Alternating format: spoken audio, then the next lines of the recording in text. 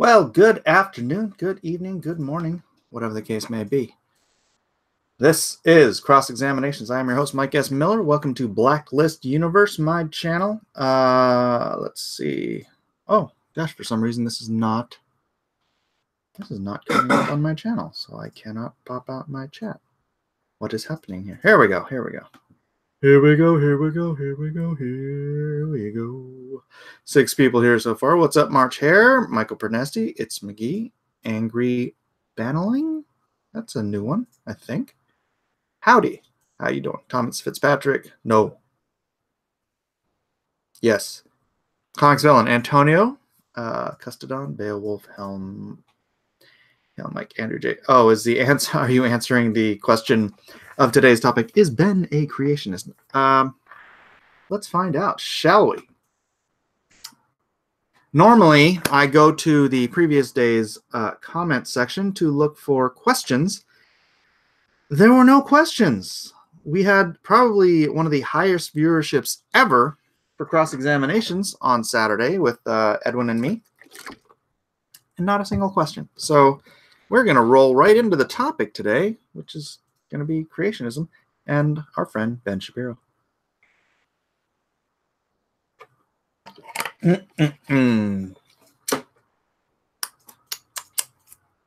So let me close that one out.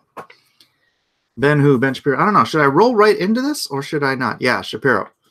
Ben Shapiro. I always, I've heard him talk in evolutionistic senses before, and it's always kind of like disappointed me a little bit, I guess you could say. But watching his show today, while I was packing up some Comicsgate Alliance covers for you guys, I was listening to his show, watching his show, and he brought up a book. Hold on a second. Oh, I don't have that. Oh, wait. Let me see real quick if I have the page. It's so funny because you guys know just recently I was berated by Bleeding Cool for sneaking all these Christian Easter eggs into my work at Marvel when I was working on X-Men, X-Factor, X-Force, whatever it may be. I don't know. So, like, here's one of the pages they were complaining about, right? Because I put big old Jesus saves. They're in the middle of a city, and it was just them walking down the street scene. It's like, why not? It's very nice. It's dynamic. It's great. And so they put a word bubble right over Jesus because the writer is an anti-Christian bigot. And anyways, also oh no, it wasn't this issue. Oh wait, was it? I think it was this issue. But I may have sold the pages.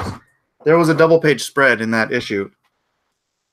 And one of the books, they were on a bookshelf and they were reading book, or one of them was reading a book.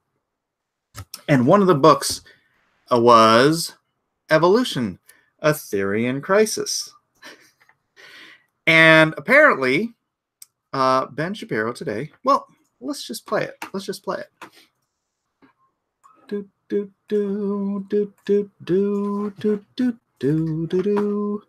We're going to jump right into the topic early today because of the lack of comments from from Saturday's show. So here we go. All right. Let's go. Whoops. I hate. So, things that I like today. Over the weekend, I was reading a book by Michael Denton, who is, in fact, a biologist, called Evolution, Still a Theory in Crisis. The book does not suggest that evolution does not take place, of course. The book is basically about how microevolution takes place, but he makes the point that the notion that natural selection combined with genetic mutation, the idea that this has provided for all change in human history, and that macroevolution, meaning the jump from species to species, that is simply a result of natural selective pressure combined with mutations, there's just not enough evidence for that. So macroevolution and microevolution might actually run along different lines. And you'd be surprised to learn how many major biologists and scientists agree with him. People, including folks like Stephen Jay Gould, the notion that evolution is a continuous, slow process of incremental change, and that has taken us from species to species, that's not really accurate, just biologically speaking. There's evolution within species, there's evolution over time, but the notion that you can move from one to the other without some sort of different factor making the change happen, as opposed to just random natural selection and random mutation, that's essentially what the book is about. It's highly technical. There's a lot in there that's technical, but the book is well worth the read. Michael Denton's Evolution, Still a Theory in Crisis. Okay, time. All right, so it's interesting, isn't it? Because this is as silly as a flat Earth theory. Not at all, Justin. Not at all. If you take the time to actually research and you have the open mind to actually look without bias, and I think that's where Ben is. I can tell from his hesitancy. I haven't talked to him about this, obviously, but I can tell from his hesitancy that he's like kind of hedging his bets on how forcefully he wants to make the argument, because he's still saying, well, yeah, evolution could still, whatever, but there'd have to be some sort of outside force that makes change. The book, or the previous book, at least, this is probably just a re-edit with new information. I have to assume. I haven't read the book, but I did read parts of the old one. You can't change species from one kind to another, and in the classical sense of the word species, it's a species would be an animal group that can breed within its own kind, within its own, and that would be like the borders of a species. So the classical definition of the word species is basically the word kind in the Bible, right? There's dog kind, there's cat kind, there's horse kind, there's different kinds of animals, and there are genetic boundaries to that kind. You can't get in and out of it, and you can't mix them. You can't have a cat and a kangaroo, right? You can't breed those two. You can't breed a fish and a porpoise. There are genetic barriers to the kinds, and in a classical sense of the word species, probably still the definition of species, if you go and look it up, that's like the marker. That's the barrier. And so macroevolution would be getting from one kind into another kind, right? And what he's saying is that there's still microevolution, small changes within the species. I chalk that all up to genetic variation within any particular kind. Like you can have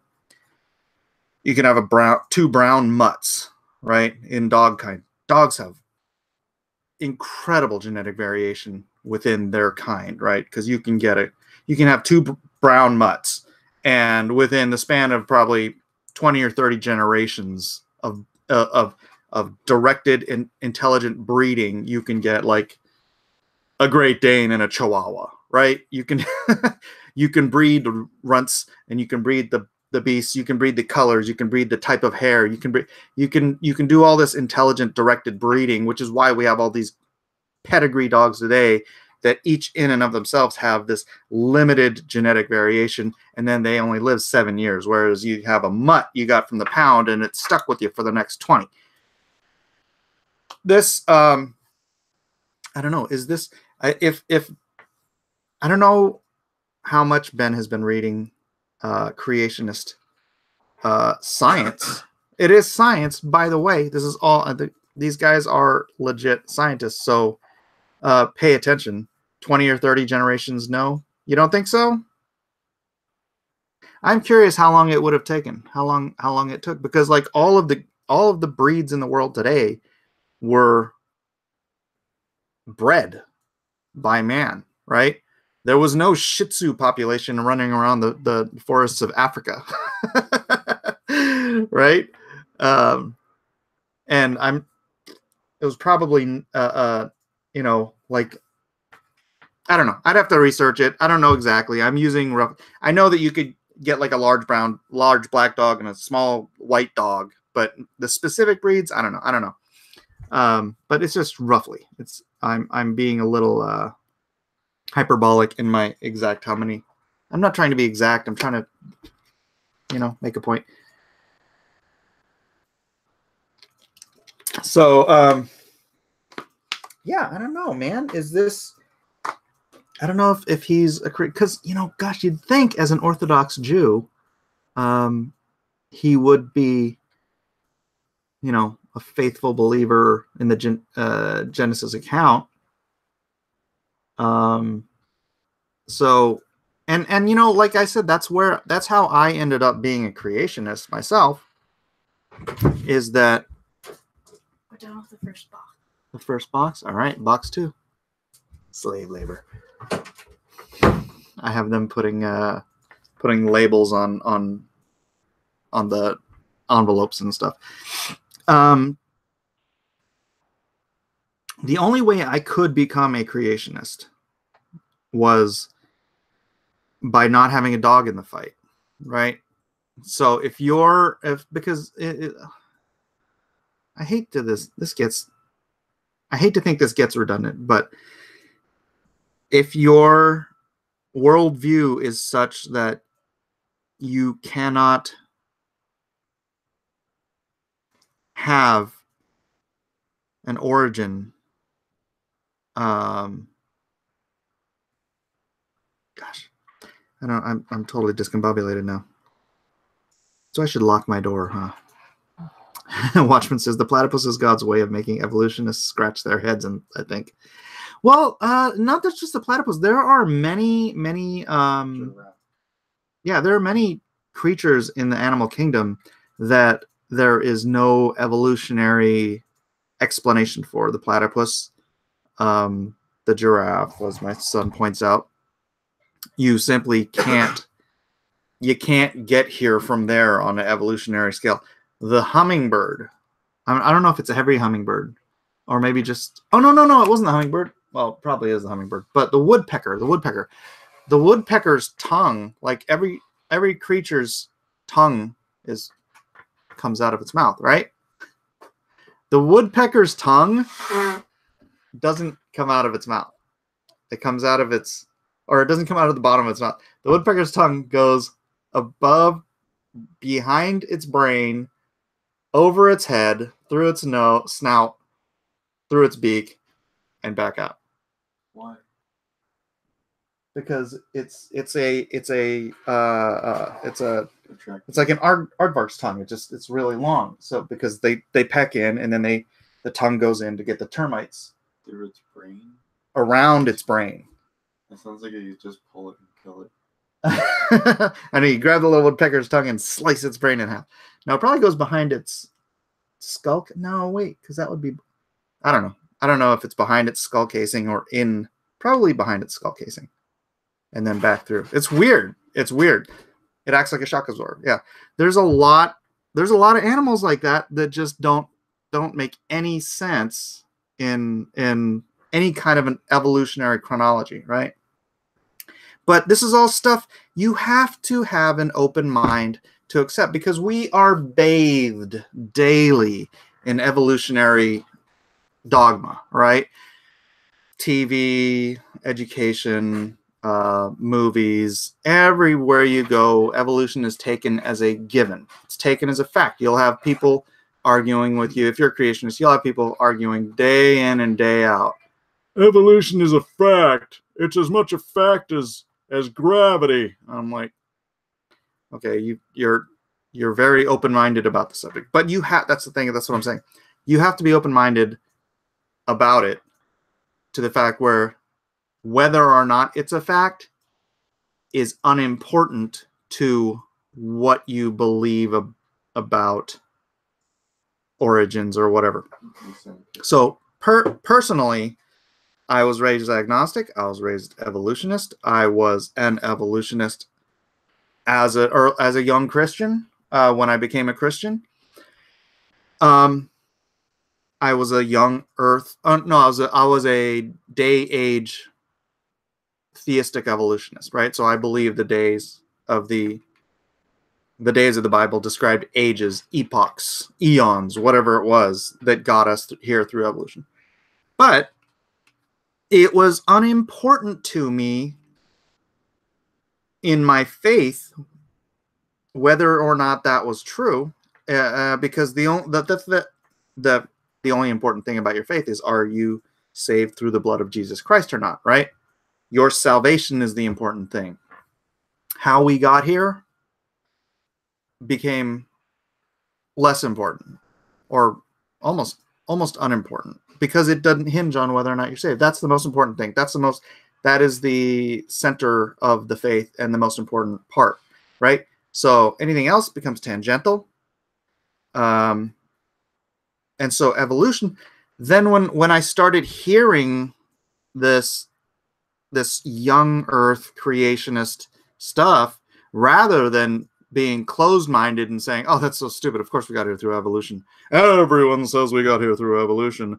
I was watching Nova when I was 6 years old. I was watching, billions upon billions of years, and every one of my teachers has told me, and every TV show I watch has told me, and everything is evolution and evolution and evolution. But what if it's not?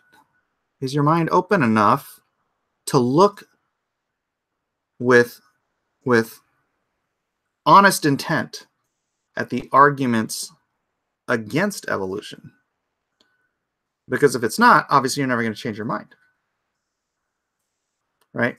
If you're dead set against a world existing without evolution as its basis, if your mind is absolutely closed to it, then there's no point in even listening to the argument, right? But if you are, if it's not that important to you, if you're like, yes, do you really need? Yeah, it's fading. Saying my stamp is fading. I'm sorry, everyone. My son is interrupting this very important message so that I can refill my do not bend stamp with a little bit of more ink.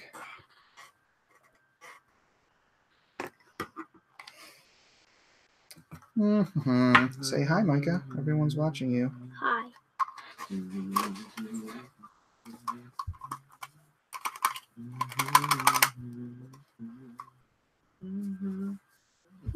Close the door.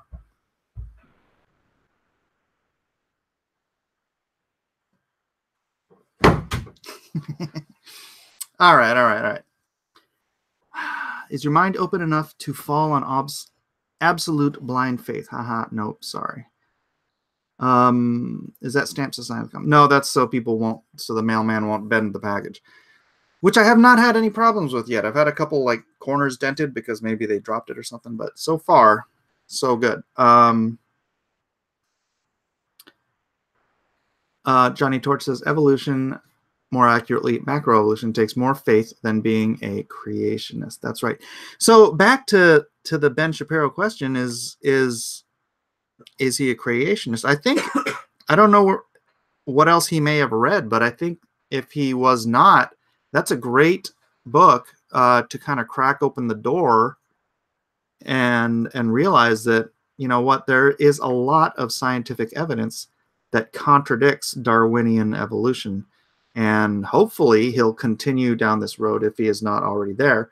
I don't have an actual answer for whether or not he is, but let's pray that he isn't or becomes one if he's not. Anyways, let's go back to, gosh, what was the point I was making? Yeah, you have to have an open mind. To change your mind about anything functionally, you have to not be dogmatic about whatever it is you believe in to begin with, right? Always approach a subject with the idea that it's possible that you are wrong. And if you can't do that, then you can't be objective about it. I mean, even in my own personal walk with Christ, I did come to the conclusion that the Bible was divine, right? You would have a hard time convincing me otherwise. but there was a time in my faith where I wasn't certain. I was confronted, I think, by Mormons. Was it either Mormons or JWs. I think Mormons. They came to my mom's house when I was visiting it, and they gave me their little spiel and gave me some stuff to read, and I was like, am I wrong? Am I wrong about Because it was more important to me to be right about. See, they approached me with the same idea that the Bible is the word of God, right? The word, but was my understanding of the word right? Or was their understanding of the word right? Right? So, I mean, I put it on God's lap, and I was like, all I want to do is worship you correctly. Worship who you truly are. So if you, will you make this clear for me? What is the truth? The next day, I was driving back to San Diego, which was like a 7-8 hour drive. And I swear to you, every single topic on every Christian station that day as I was driving home, no matter whether it was in San Jose or Santa Barbara or LA or San Diego, every Christian station and every topic was Mormonism and why it was wrong. So A few flags yeah. there. So God answered that prayer pretty openly and clearly. So that was I haven't had that question ever since. So oh no, was it EVS? No, Ethan didn't do his little Mormon ministry, whatever they call it, where they go, walk around for a year knocking on doors. Blacklist Universe. Do I have to tell you to read my email? Well, just saying, only way I can is get your attention. We did all the sticky papers. All right, and all the stamps are done? Okay. I will assign you something else later. I can't help you now because I'm in the middle of a show. Paid. Yeah, I'll pay you a little bit. Don't worry about it. Oh, so they get paid, but I don't. I will pay you in food. Come on, man. I'm in the middle of my show. The Farce of Evolution is a great book to show those that have faith of Darwin. Honestly, man, like I'm saying, it's a waste of time. It's a waste of time. If you're determined not to believe, I find a hard time believing anyone can be convinced away from Darwinism if that's the dog in the fight that they back. You know what I mean? Dex Luthor says evolution is real. We even learned to harness it to give us things like bananas and chihuahuas. There is science that contradicts evolution. It's called fake science. I love you, Mike, but come on. No, again, Dex, you're talking about variation within a species, variation within a kind. That is also what the author, I can't remember, of Evolution of Theory and Crisis, he calls microevolution, variation within a kind. Yes, you can alter through selective breeding. Do not bend. Come on. Can you guys go? You're distracting the heck out of me. And yeah, you can get chihuahuas. But you know what you can't get out of breeding dogs? A cat. You can't get outside of the dog genetic boundary. You can make them look like a cat.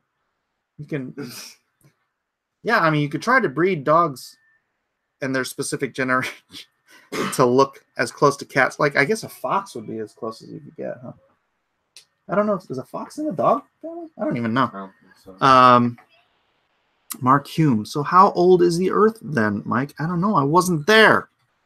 But I don't believe it's old. I believe it's young. Dude, Chihuahuas are still dogs and wolves. Yeah, wolves You can breed a wolf with a dog. You can breed any dog with another dog as long as you can get the mechanics to work. Most Christians agree in microevolution being real. Yeah, I mean, you can't deny microevolution. You can't deny that there are small changes within species, within kinds. There's in humans, we got long hair or straight hair, curly hair, blonde hair, red hair, black hair. We have different shades of melanin, different sizes of noses. We've got pygmies that are on average about 3'8", I think was the average of the smallest pygmy tribe. And then you have people who are 7 feet tall, right? It's all genetic variation within a kind, right? Mark Hume, see, what you are is closed-minded about the topic. So nothing I could say to you would convince you to look with an open mind at the evidence against creationism. As I was saying, I didn't have a dog in the fight when I started to look at the creation evidence, and it was through the evidence that my mind was changed away from being an evolutionist to being a creationist, and away from old Earth evolution or to a young Earth creationist. So, bye, Dennis. That's genetic hybrid. No one's saying you can't breed outside of species. Canine versus feline. No one is saying you can breed outside of species, right? Genetic hybrid. What are you talking about? What are you reading about? Mike, someone said some copies of Lone Star were being rerouted to the post office. Can you confirm that? Rerouted to the post office? What are you talking about? What you talking about, comic book Bob? I think the movie Prometheus is pretty close to what happened to genetics on this planet. Yes, that is called science fiction. And that is what you have to believe in when you believe in Darwinian evolution. That's why the whole concept of seeding was invented in the first place, because they did the math. You can't... Okay, Darwinian evolution at its basis is changes within a species, survival of the fittest, random mutations, eventually taking over the parent population. There just isn't enough time in the history of planet Earth, actually in the history of the universe, according to their timeline, for Darwinian evolution to have ever happened, right? Never mind abiogenesis. Let's just deal with evolution right now.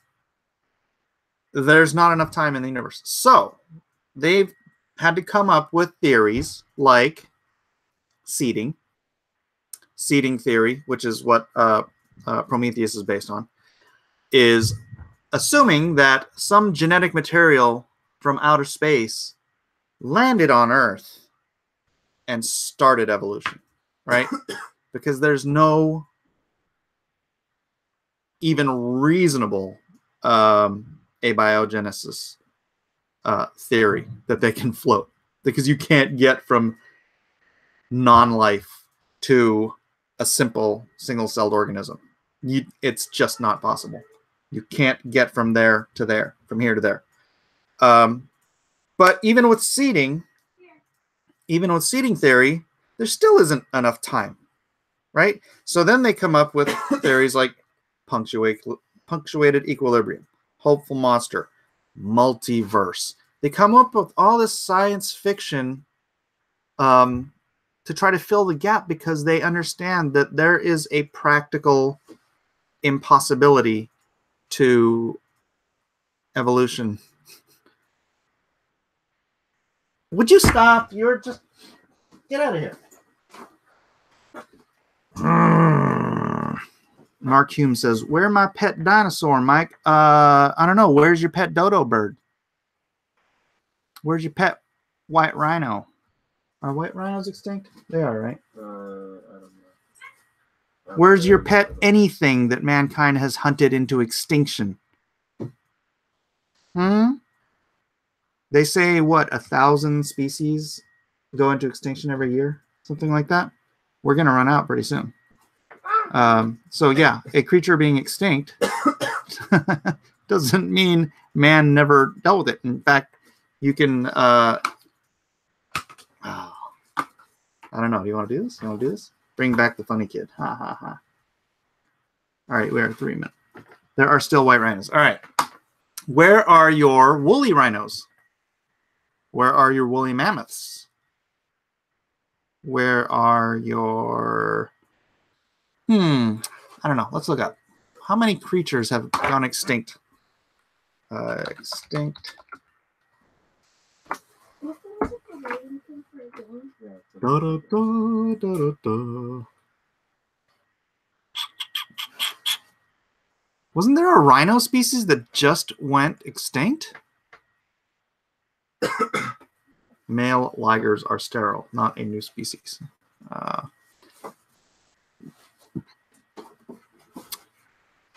Recently extinct new... Oh, gosh. Yeah, there's... as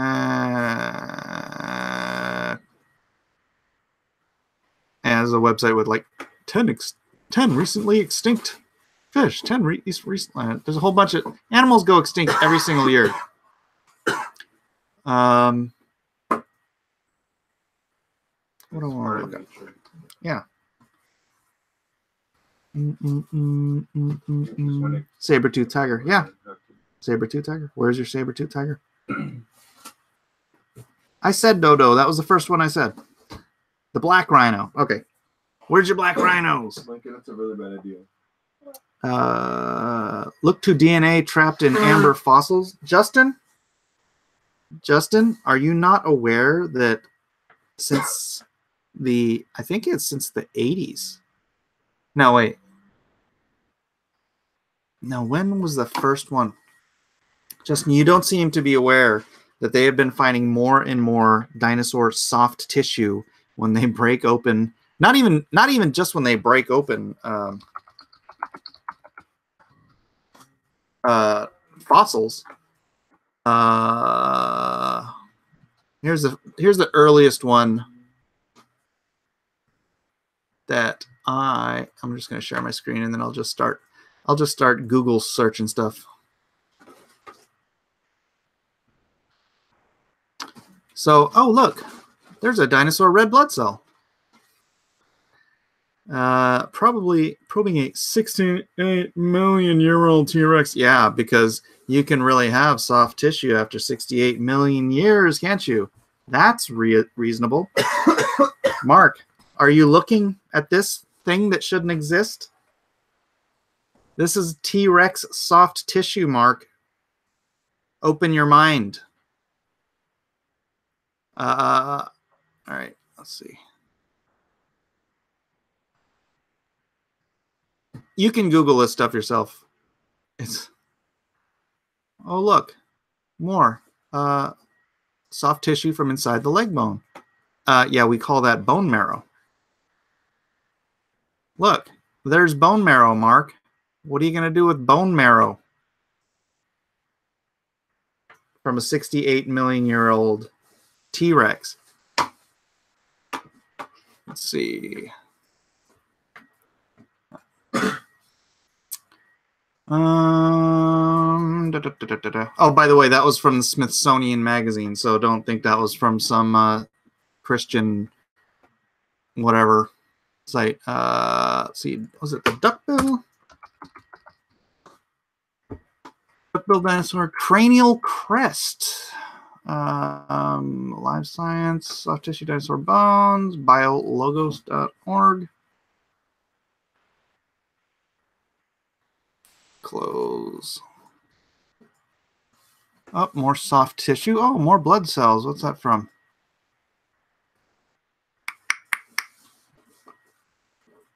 (2005). Oh, what the heck? Blood vessels. That's weird. Mark, you keep insulting creationism. You're not paying attention to the soft tissue I'm showing you from scientific magazines. How can soft tissue exist for 68 million years, Mark? Are you paying attention? Or is your mind so closed that you can't absorb what you're seeing right before your eyes?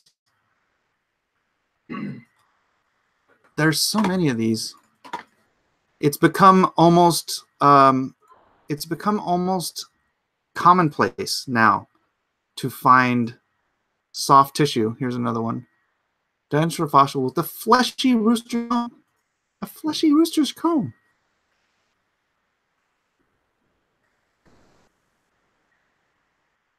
Mummified fossil. A mummified fossil. Can you mummify something?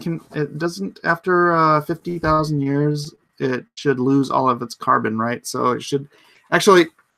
The first time I discovered this, I read through the article. The what do you call? Open the door, more soft tissue. Sorry, I'm trying to read and talk at the same time. So the first time, the scientist who discovered the first T-Rex soft tissue showed it to her boss, and she's like, "Is this what I think it is?"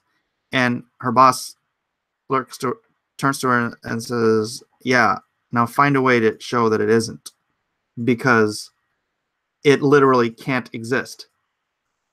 Oh, soft tissue can be preserved in permafrost, Mike. These were found in Montana, and actually not just Montana. This isn't a freaking, woolly mammoth, a quote unquote 50,000-year-old woolly mammoth frozen in a glacier. This is dinosaur bones that have been encased in rock and dug out from digs. Just like fossils are, it's a fossil, but it's not a fossil. It's bones. I'm just trying to go through the pictures here. Soft tissue. Oh, let me see.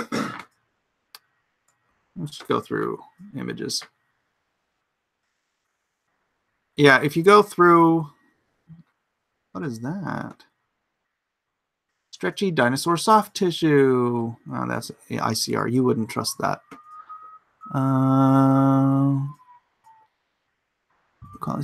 Skin, ligaments, and other articles of soft tissue were preserved. Look, more soft tissue, more soft tissue.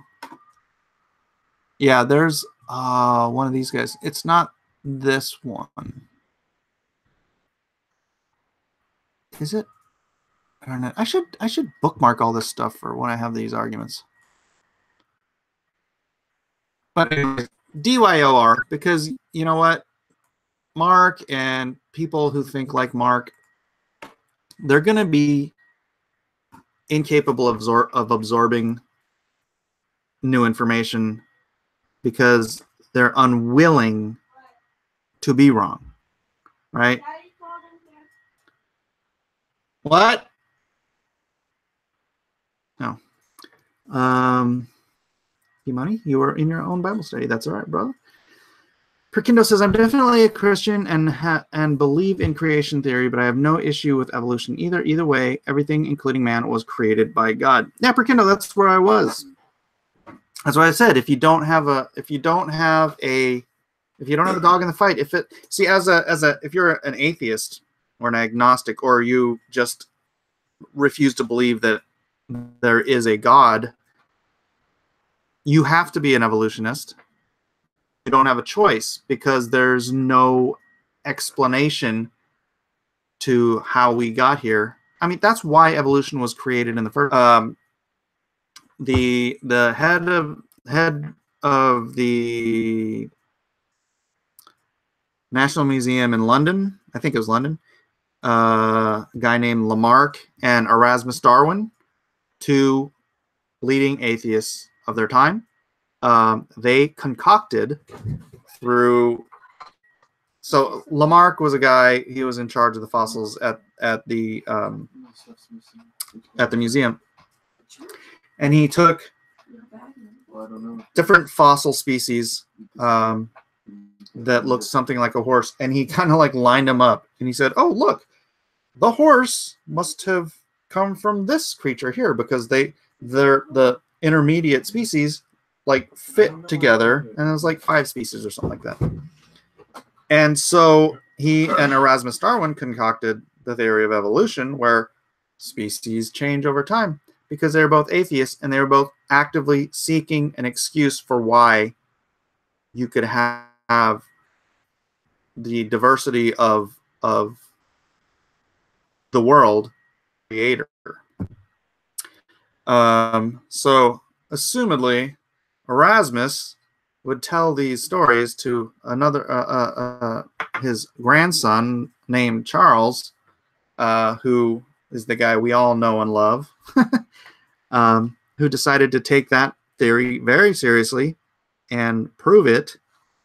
And he didn't prove it, but he came up with a theory in a popular book, which you're all still stuck on, based on very limited knowledge of how things actually work. He looked at cells and just thought they were little globs of jelly, but we know that cells are, as any simple cell is as intricate as a fully functioning car factory, right? And they are also irreducibly complex. You can't, if you remove a single element from any single cell, it's working. So you can't get any simpler than the simple cell, and you can't get to the simple cell through evolution. So the simple cell has to have existed before anything, because you can't get anywhere without it, right? Hugh says the Earth is 15.15 billion years old. How would you know? Were you there? No, 4.5 billion. How would you know? Were you there? That's why when people ask me how old the Earth is, I say I don't know. I wasn't there. And anything based on any kind of radio carbon dating or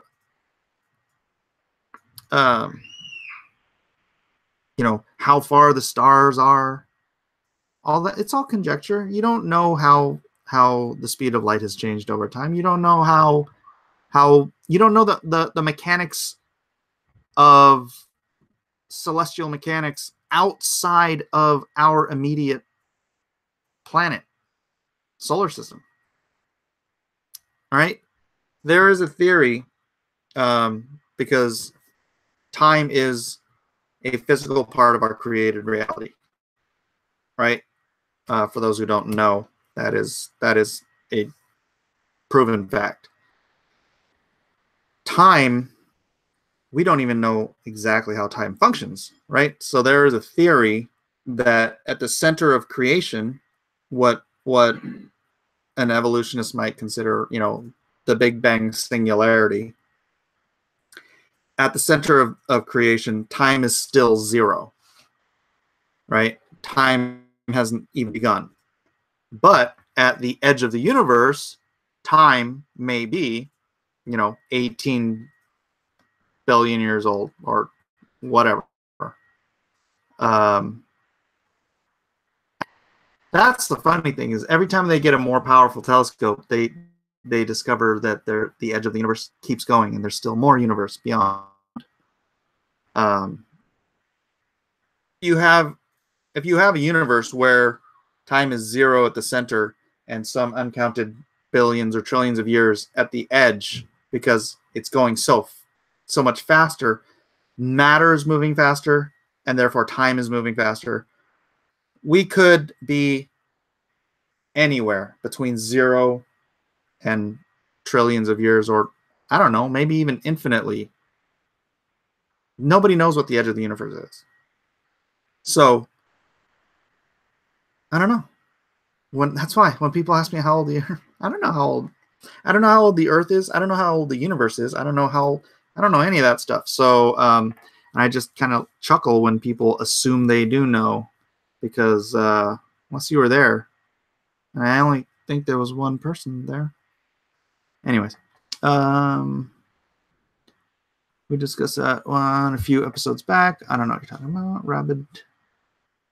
Science is theoretical. It's a method, not an ending. Well, science is it's a method, like you said, the scientific method. Time is an illusion that particles change position. Well, they did a study. I don't remember if it was NASA, but they took two atomic clocks and they set them, to be identical. Their time was identical, and they sent one going eastward around the world, and they sent one going westward on jets, obviously. And when they came back to their starting point, the atomic clocks were no longer in sync. Something about the gravity and the rotation of the Earth either slowed the one or quickened the other, or both. So time was affected by physical reality. Therefore, time is a part of physical reality. It is the fourth dimension. Well, yes. Why do you have to? Why? What? I don't have any. Actually, I do have staples. I don't need them.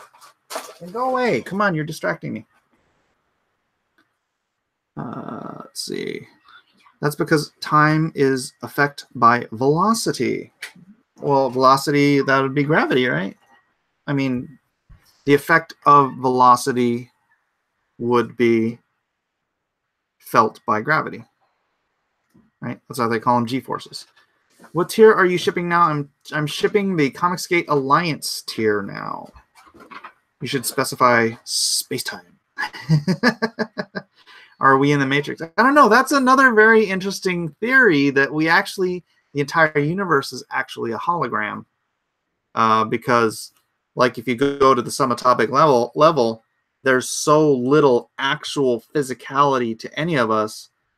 Like if each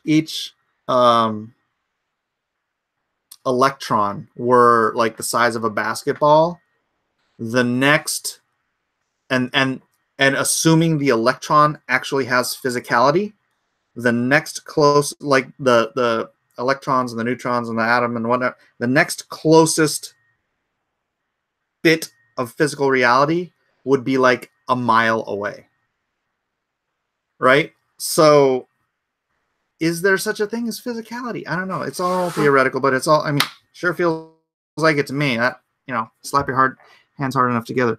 But that's when you think about it on a subatomic level, there's so little actual physicality. If electrons and neutrons are actually physical at all, could we all be living in the Matrix? Could we be living in a dream, a dream of God? God's dream.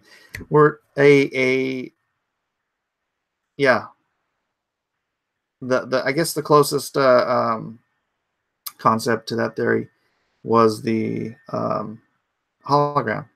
Yeah, the holographic theory of, I don't know, I'd have to go look this stuff. It's been 20 years since I read anything about that. I'm saying time is a measurement of elapsed occurrences or causation. Space-time is the thing that causes time dilation, i.e. clock experiment. Okay. If this is the Matrix, then what is reality? Well, we still have to deal with the reality that we're given. So the holographic universe, the question is the universe an AI?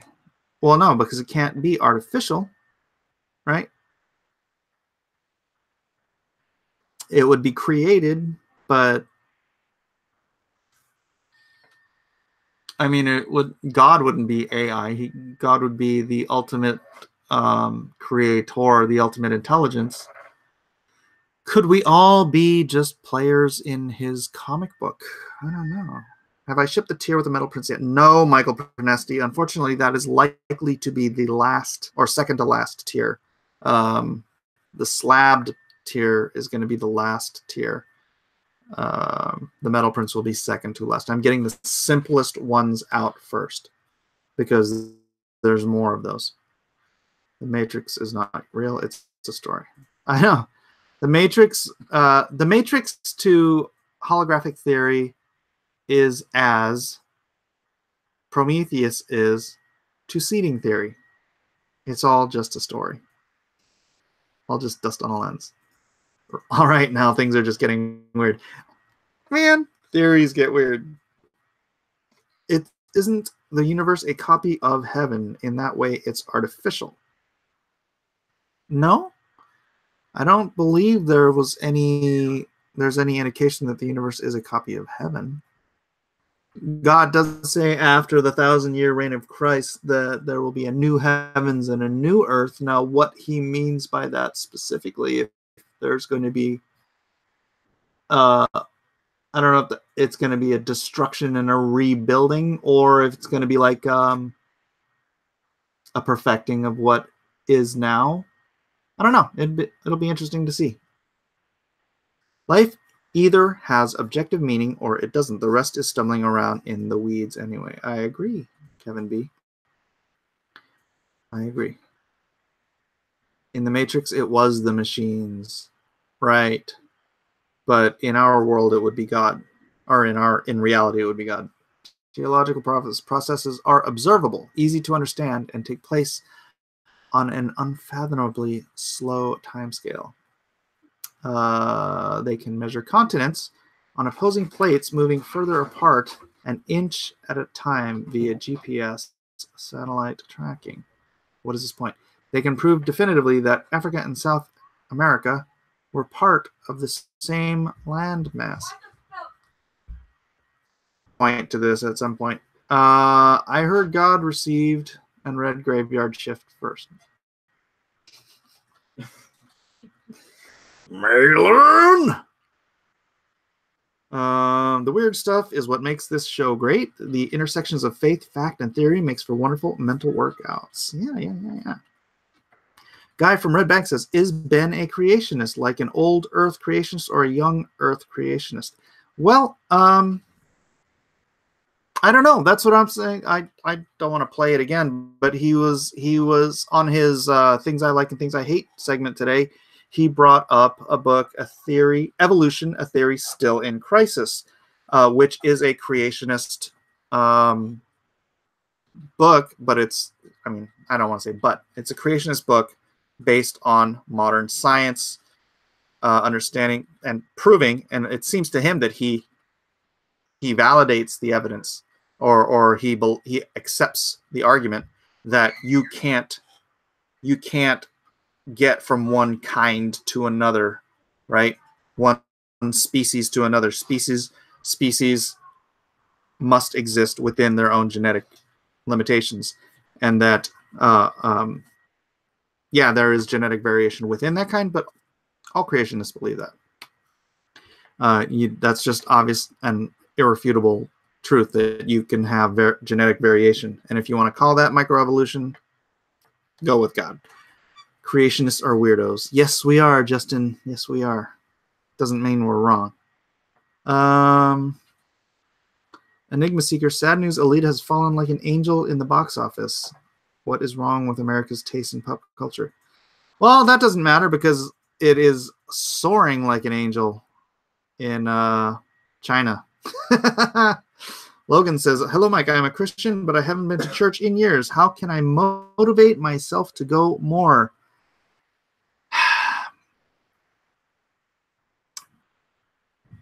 Go meet somebody at church.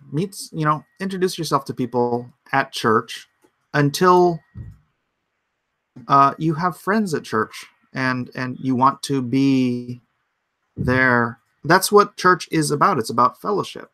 It's about meeting. It's about iron sharpening iron. It's about, just building relationships inside the body. And if you don't, I understand if you don't know anybody at your church or you don't like anybody at your church, then, you don't get terribly motivated to go.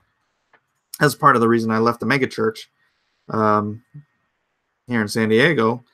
But once I got plugged in and started meeting people and making friends at a smaller church, it was like, now I go. And then like after church, we hang out and we talk to people, and it's like, it's fun.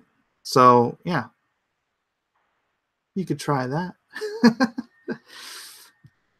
Rhaegar says, creationism literally makes the most sense unless you think your next meal is going to just pop out of thin air. Watchman says, church is the called out one. It's people, not I'm sorry. Church is the called out one. It's people, not a building. Yeah, church is the people. We are the church. But I think he's referring to going to church on Sundays. Perkindo, or if you're John Malin, it's about sharpening stone spears. Oh, John, you're never going to live that down. Is the hologram universe a prison for us? Graphicattack.com. That's a great question. I would think of it more as a university. We are here. We learn. We eventually graduate. Right? Prison seems very much the wrong concept. Star says, I troll, you trigger. Mike, you're a great man. Church hurts because their bogus theology hurts. Feels on wheels, says. Well, maybe you're going to the wrong church, Feels. What,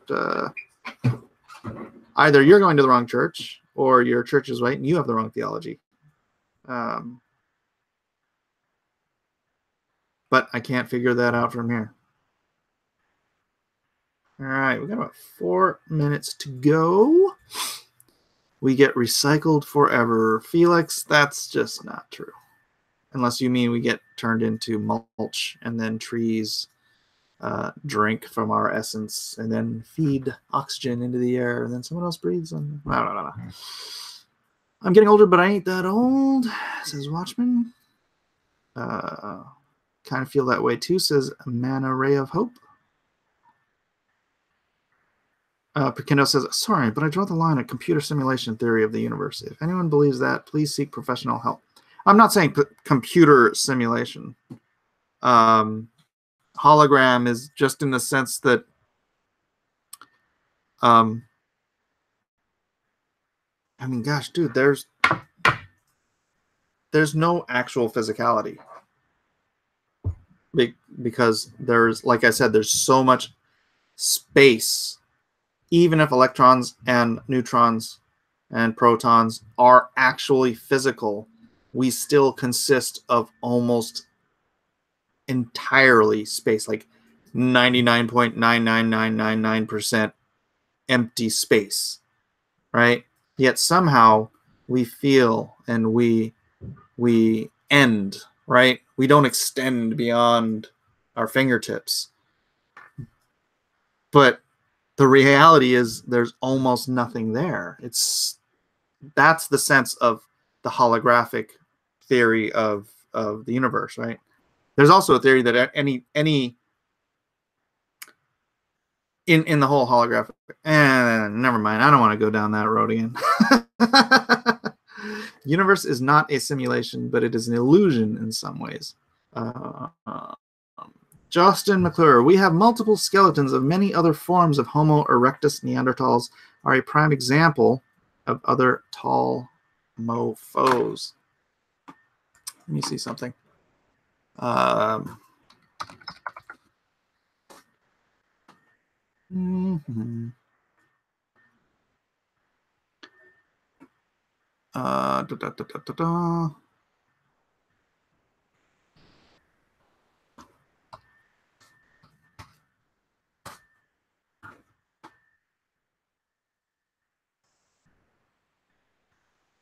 I should have set this up earlier. So, that's good. Or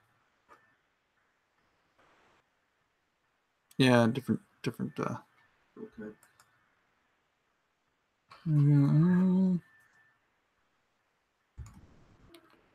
Open image in a new tab. All right. Let me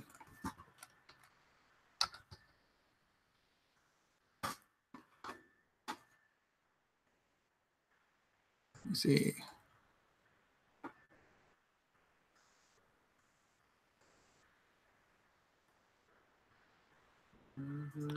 Open image in a new tab.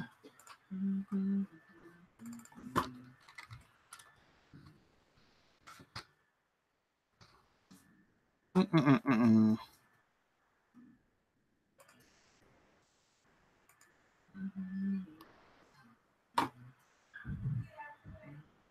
right. 1, 2.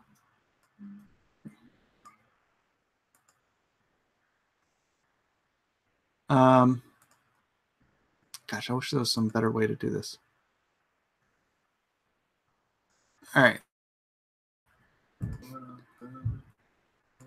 Screen share.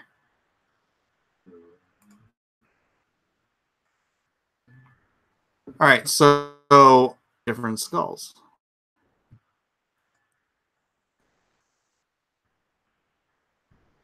Do those look like they evolve one from the other?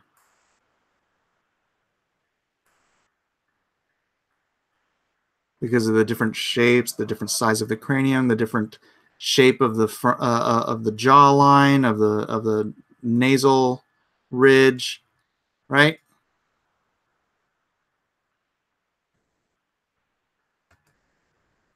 Those are all modern skulls of different genetic lines. This is a Negroid skull. This is a what they call a Mongoloid skull, an Indian or an Asian, and this is a Caucasoid skull. Yeah, they didn't evolve from each other. So the fact that you may have some slight variation, different variations of attributes on a human skull, it doesn't make them inhuman. It doesn't make them pre-human. It doesn't make them anything other than different from the norm or the modern norm or the way our go with